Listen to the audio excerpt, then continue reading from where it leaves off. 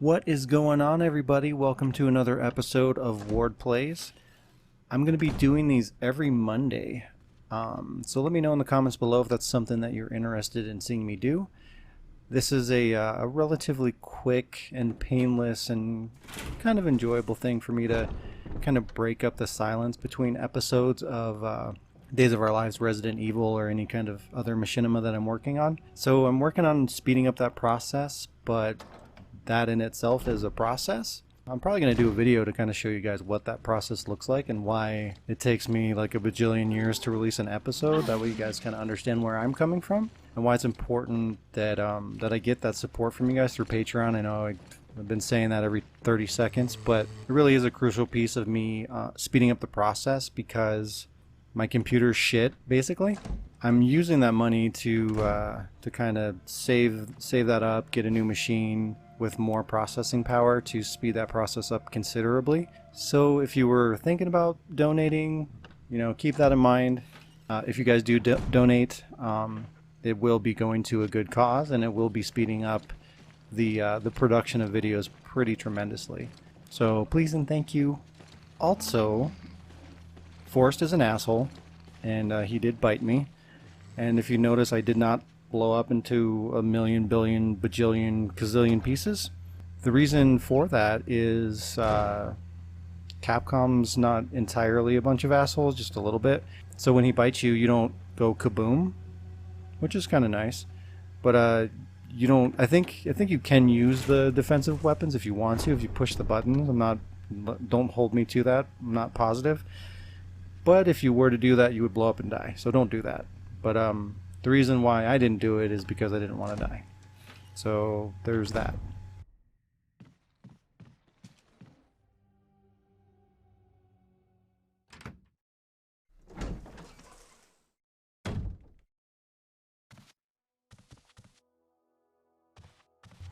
Oh, Richard, you're gonna die. But that's okay. Because you're a fucking asshole anyway. I mean, seriously, so this zombie right here, that hopefully I'm gonna dodge, yeah. But that fucking zombie, so Richard runs past that zombie, not giving a fuck, goes in, fights the yawn, or I don't even know what he did in there. I mean, he gets bit by the yawn because he's a fucking loser, bleeds all over the carpet, comes back, locks the door, so I guess he had that key somehow, and then put it in the clock. I don't fucking know. That makes no sense. And then passes the zombie again, not giving a fuck. Like, what is the story there? Because I don't get it. If any of you guys have like a theory about that whole thing, like let me know in the comments below. I want to hear your stories. Like, what the fuck did Richard do and why? You know? I want to know. Inquiring minds want to know. They need to know. But yeah, so I feel like I've kind of rambled on for most of this this walkthrough, but hey, you know, whatever.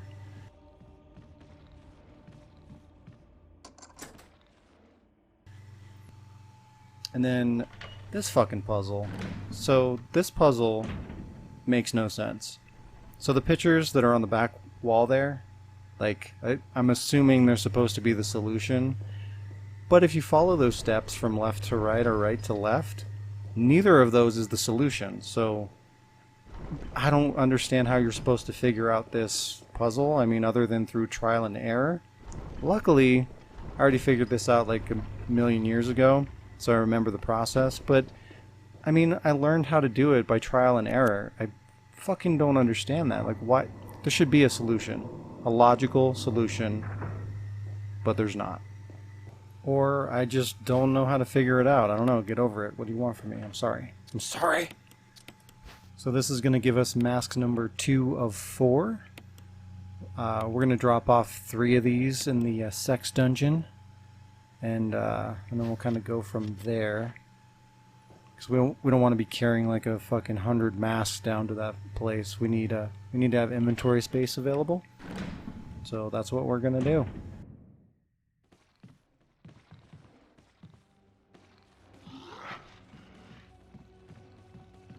Oh, eat a dick.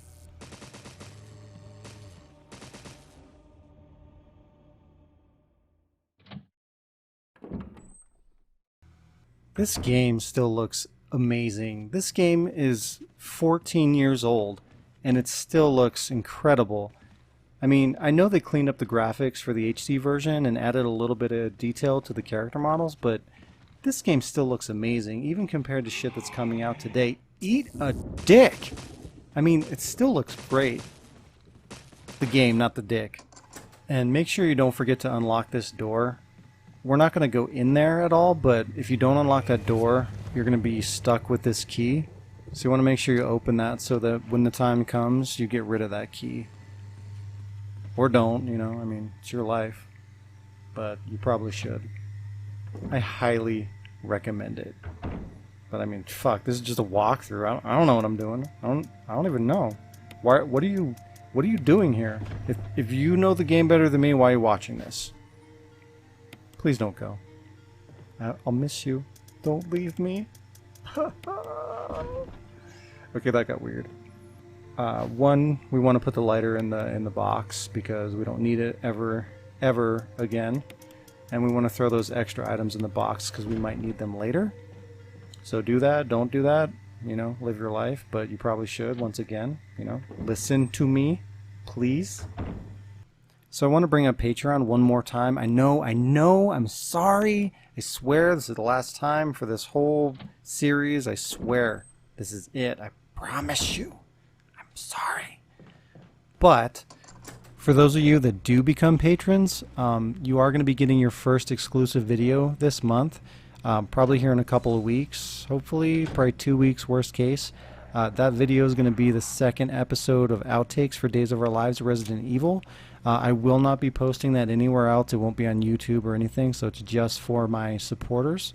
So pretty good incentive, hopefully, there for you. And it's the first of many. If you guys don't know about the benefits to becoming a patron, definitely check out my Patreon. Look at that. See if it's appealing to you. If not, you know, whatever you guys do for me, I really appreciate any support. You know, tell your friends about the show. You know, whether you like it, comment, subscribe, any of that stuff, I really appreciate that. A lot of you guys have been with me for a long time. Thank you so much for sticking around. I hope to give you guys a lot more content in the future with less of a wait. So thank you guys very much. Moving back to the walkthrough, finally. I know I'm sorry. I've apologized a lot in this video, and I'm sorry for that. I'm apologizing again. This is creepy. I know, I'm sorry.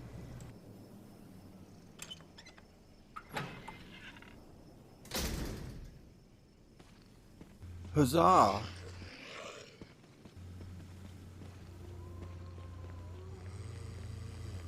Alright, so back down into the sex dungeon. Like I said, put these masks where they belong. Get ready for a glorious battle of justice. Hopefully I don't fuck it up horribly. It's possible. I could die here. It could happen.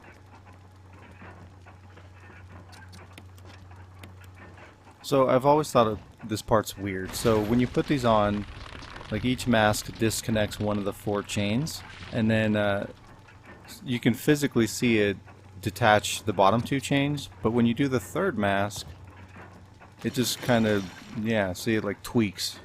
So shouldn't it like detach the chain and the coffin like fall into the wall or something? Because, you know, physics, you know, that's not important. Who cares about that? Not me. Not you. Clearly not them. It's okay. It's alright. No big deal. I'm not worried about it. Why'd you even bring it up? No. Nope. Hey, look, a door.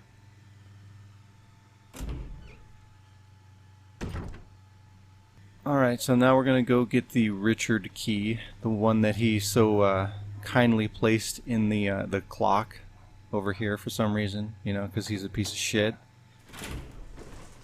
Maybe this is all just an elaborate plan of Richard's. He put this whole thing together. That fucking sneaky bastard. Nobody suspected a thing.